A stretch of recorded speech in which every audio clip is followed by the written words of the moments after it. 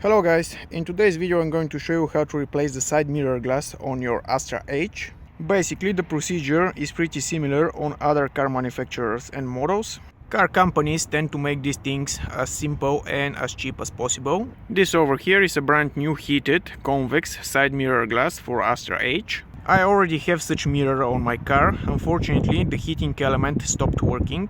The procedure is pretty simple and straightforward. You don't need any special tools, pry bars, protective tapes, nothing. On the back side of the mirror glass we have the heating element and some plastic clips, nothing fancy. To remove the old mirror, simply put it in inner pointing extended position, either by hand or using the electric motor.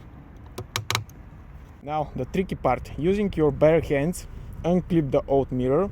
Pay attention not to apply too much force, you don't want to break the glass. Remove the heating element cables and you're done. Insert the cables onto the new mirror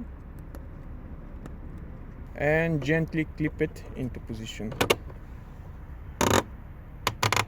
That's it guys, pretty simple, but again, pay attention to the force you're applying. You don't want to break the glass, of course, if it's not already broken. So much with this video. If you'd like it, thumbs up and subscribe.